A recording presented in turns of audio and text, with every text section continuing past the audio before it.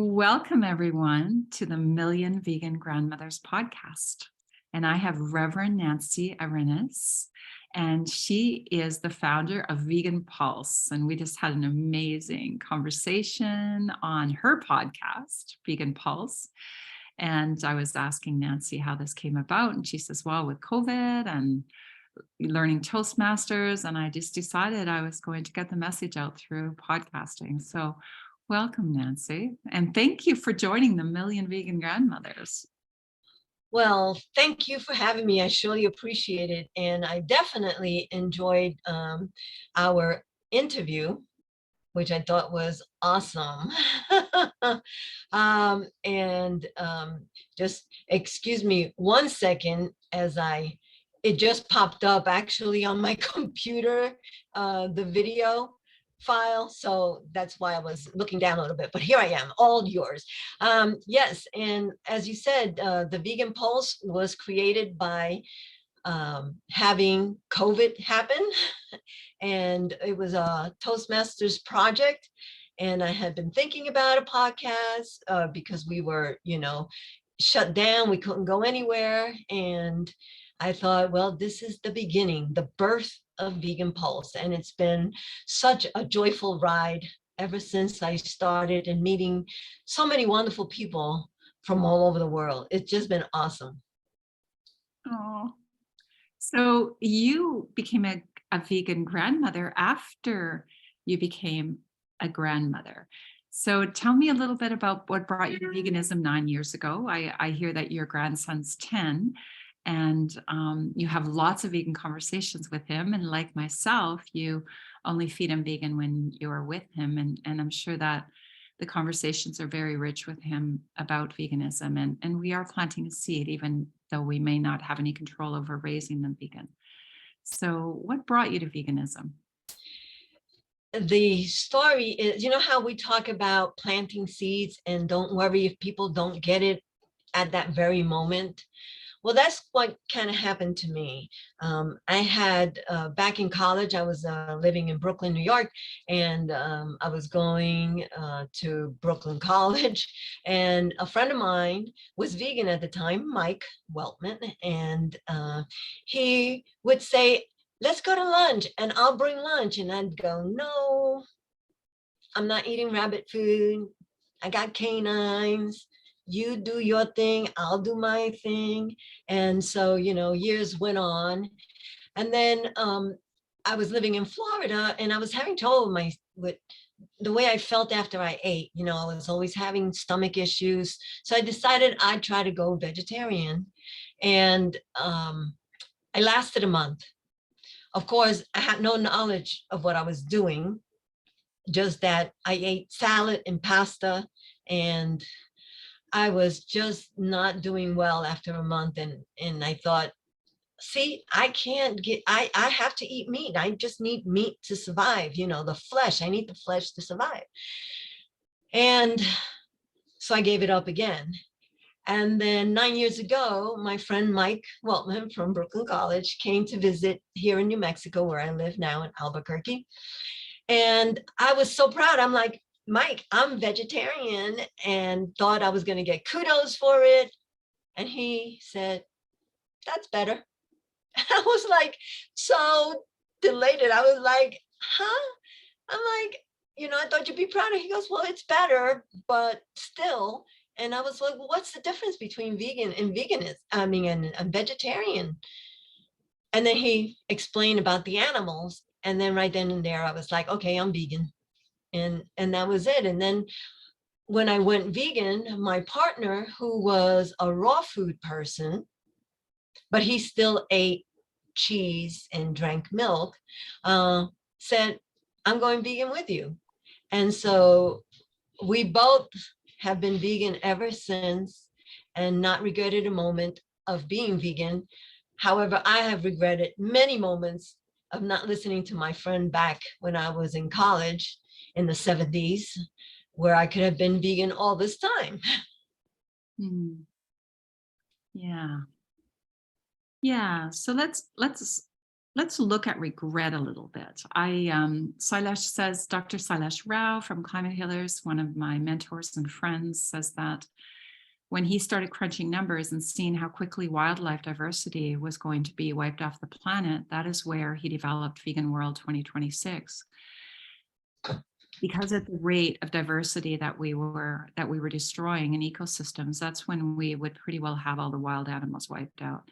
And he said it took him a couple years longer once he first crunched the numbers, and he realized a couple years later he was right on target, that he didn't sound the alarm sooner.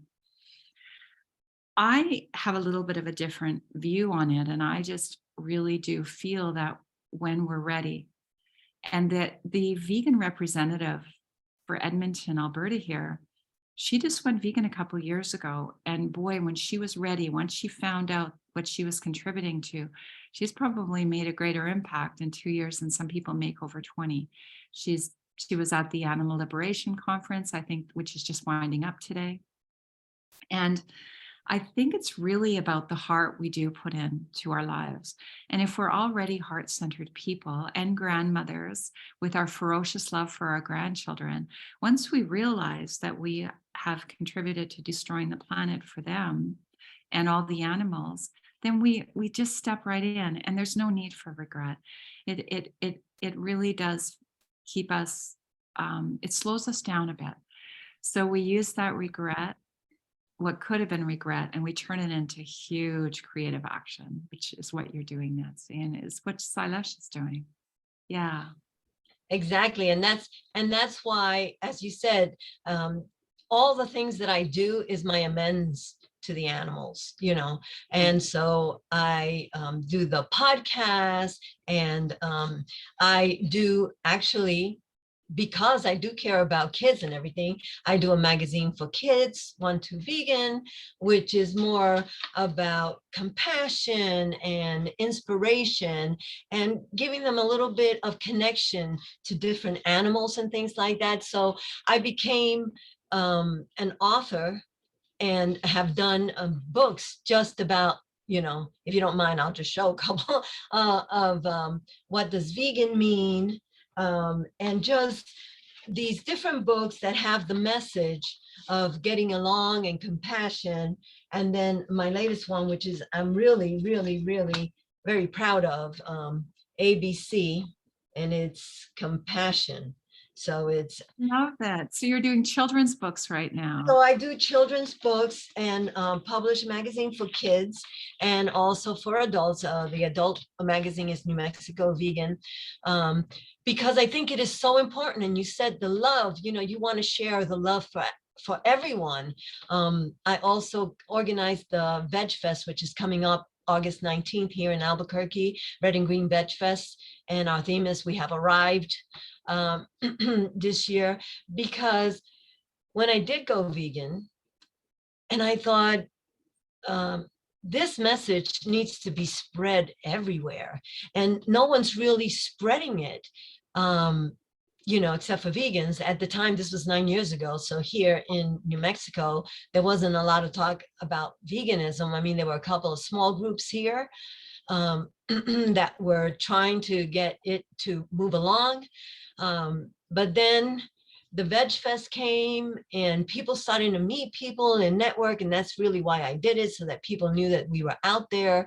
And I personally healed from fibromyalgia after going vegan.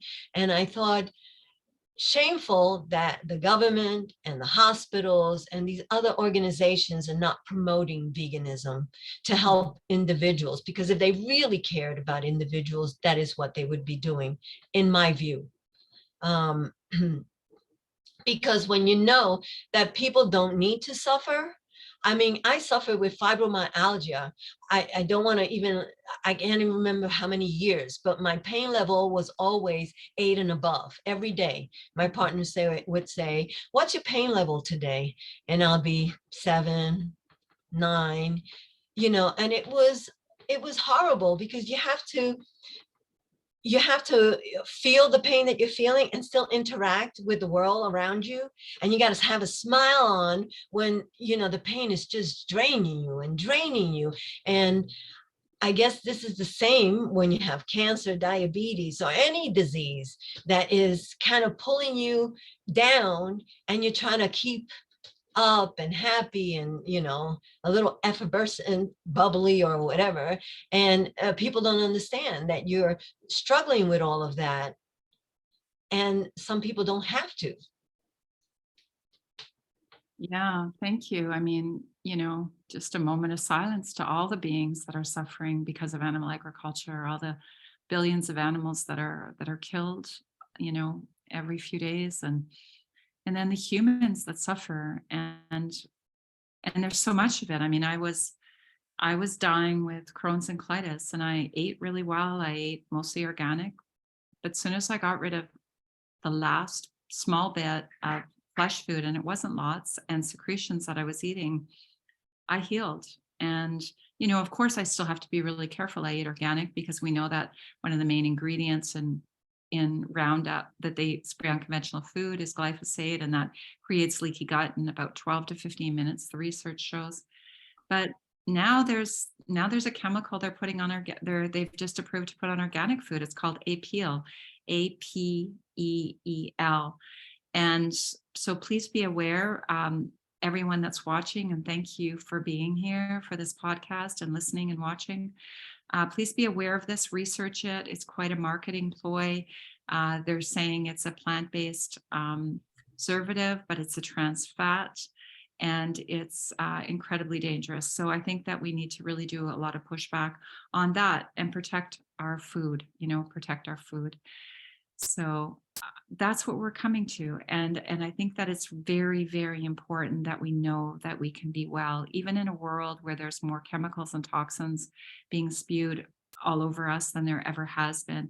We can still choose the best quality life that we can have at this time, because we know that heart disease is the leading killer. And when people go whole food, plant-based, vegan, most heart disease is reversed. So we don't have to be ill anymore as a society. And there are some things that we're not going to have any control over.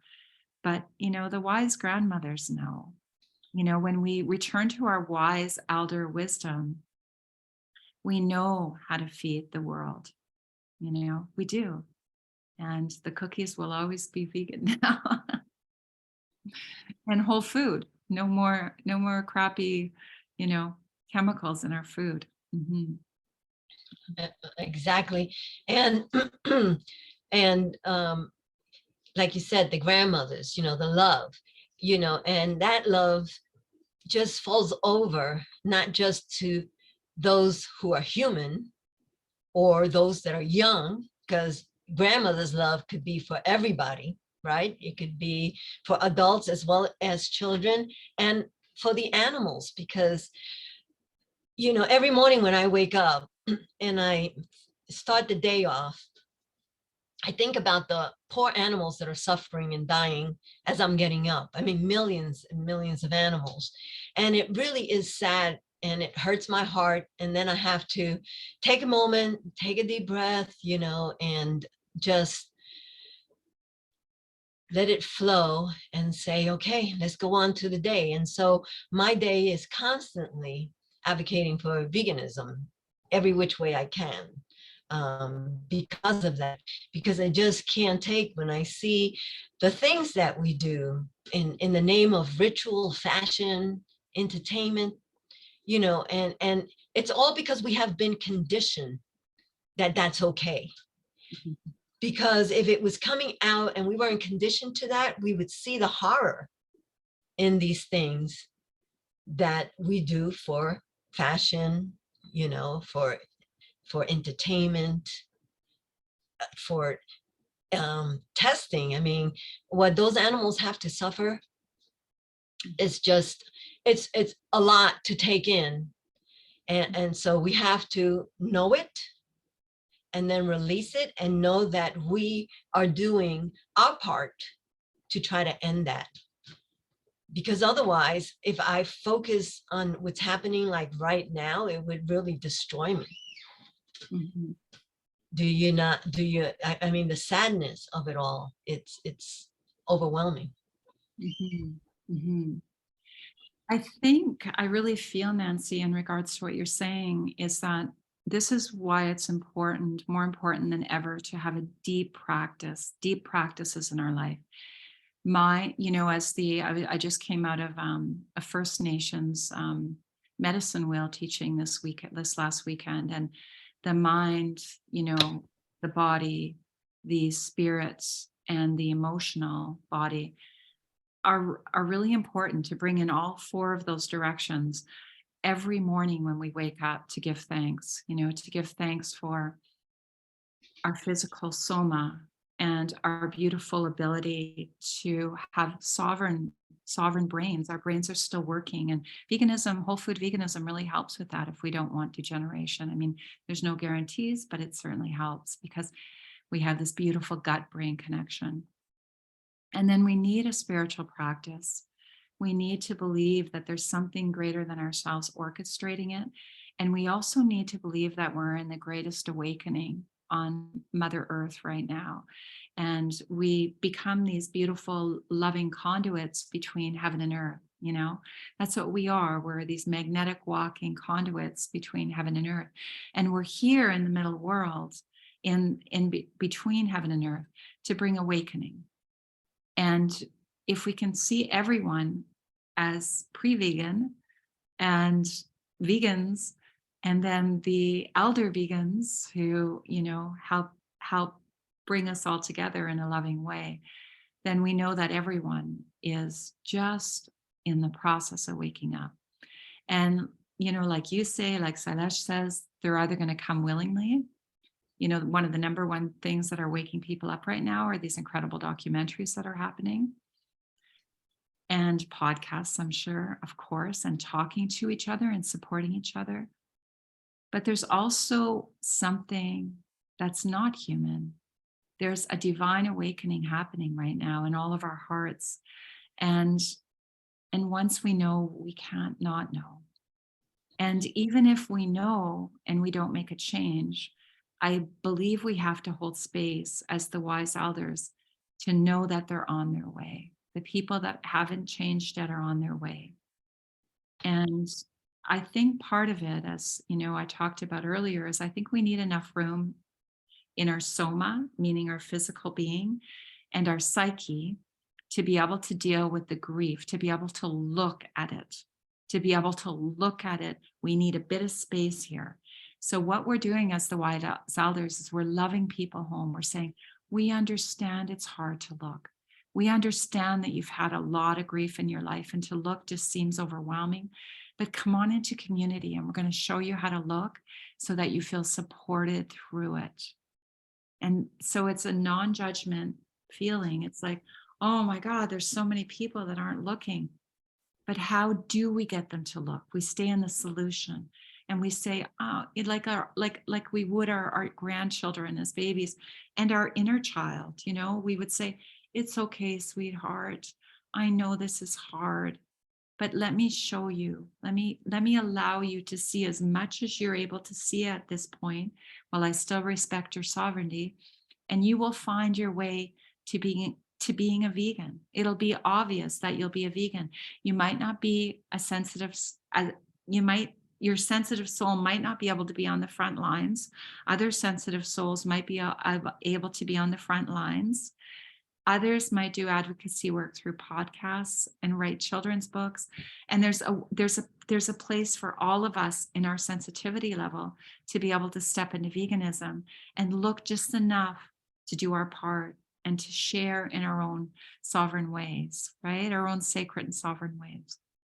Most definitely. I think, I was in France, and I remember as we were traveling through, there was this field of just beautiful flowers. And I feel like we're all budding flowers in this field, and some have sprung up already, and some are still waiting. They're late bloomers, but soon there's going to be that field of beautiful flowers that this world so desperately needs. Yes. Yes. And, I was out walking yesterday, and the wild roses are all in bloom now. I'm in wild rose country in Alberta. And the bees and the wasps and the flying little beings were just so happy that all these roses were open. And that's how I see it, as this beautiful, ancient, fragrant, flower the rose is. And my grandchildren were eating some of the rose petals, and granddaughter was showing these other children how to forage. She's 4. She's like, Oma says you can eat this. It tastes really good. And this doesn't taste as good, but you could still eat it. And And and kids are so important right now that we teach them the right things, and that would be above all compassion and love for all living beings. I mean, no one could have an argument against that. With all the violence in the world, there's no more specific time than now to, help kids understand and understand compassion for everyone, whether 2-legged or 4-legged or however many legs they have. It's just the time. I mean, we can't continue in this flesh-eating world where violence is what drives it, right? Because there's violence in the food that people eat when it comes to the flesh eaters. So if we're all the time surrounded by violence, what else can we be but violence? So it's time to put down those knives and rethink what we're eating and ingest just pure love. And as you were saying about, the body, and I believe in body, soul, and spirit, right? So everything is connected, and we have to feed it all compassion and love. So you can't feed your spirit compassion if you're eating flesh from an animal who fought and struggled not to die, and all that grief and suffering is going right into your system, and then it develops into diabetes, cancer, heart disease. You just have to make that connection that your body is sacred. You have to be connected to the environment around us, and that spirituality doesn't necessarily mean any specific religion, but more of believing on a higher consciousness, higher purpose. And it doesn't matter who you believe in, but that spirituality is all about connecting all those 3 things. yeah, and I just thought of this beautiful analogy when you were speaking. It's like we literally are hardening up our arteries and the rest of our body, the lack of flow in our life because of the death and suffering that we eat.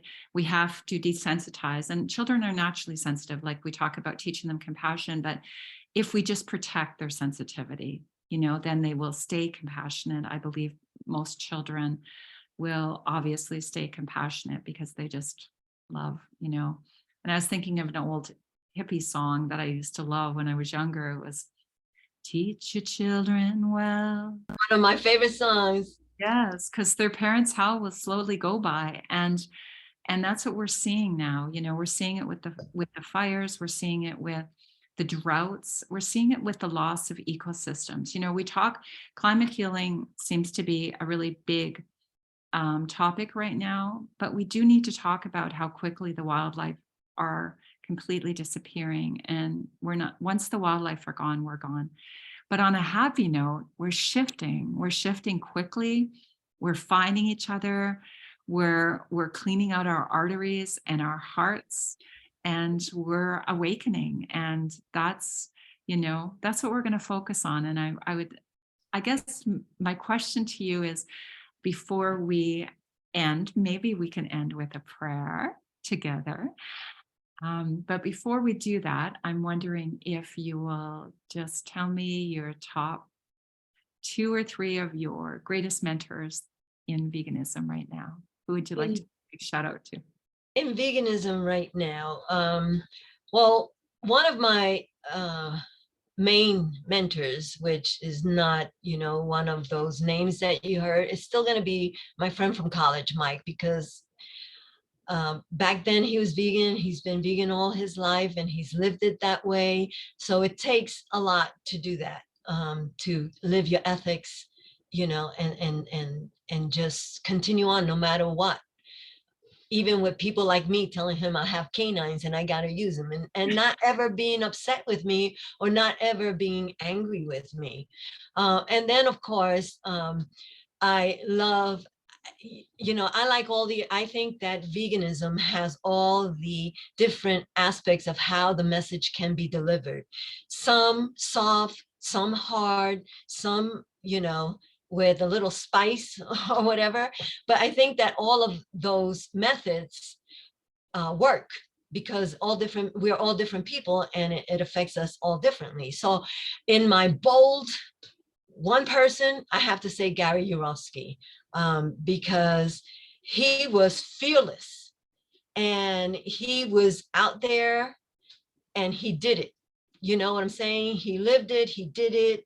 And he was just, you know, he still has his website up with all information about everything. So he was one of my mentors, I have to say that. And of course, there's Salesh and Will Tuttle, of course, and of course, other people like Carol Adams and Melanie Joy, for sure, you know. And then recently, there is a young lady, Angela Crawford, who is with We Did It Health. She has some podcasts out.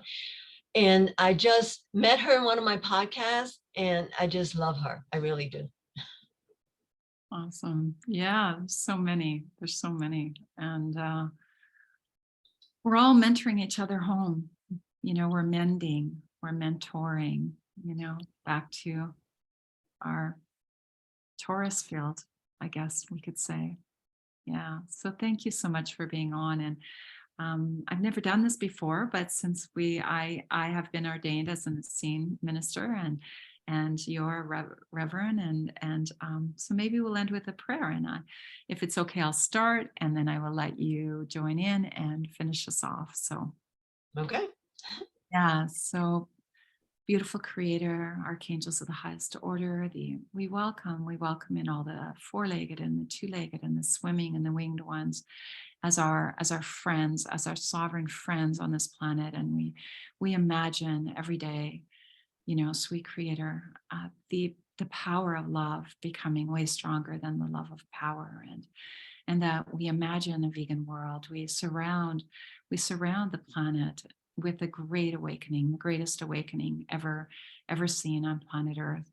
And we give thanks for that. We give deep thanks for that and our friends as we join together in this podcast. And Nancy, would you like to take over? And may all those individuals who are advancing this journey into love and peace for the world over, may you give them strength, and may you give them support to carry on and to continue their voices, and may their voices be louder than any other voice that is not a loving voice, a voice of peace and a voice of gathering for a future that is connected to everything. Thank you. Thank you. And I don't know if that made it, but that's what I felt. Perfect. Thank you. Vegan. Being here, Nancy. Thank you for having me on the show. I appreciate it.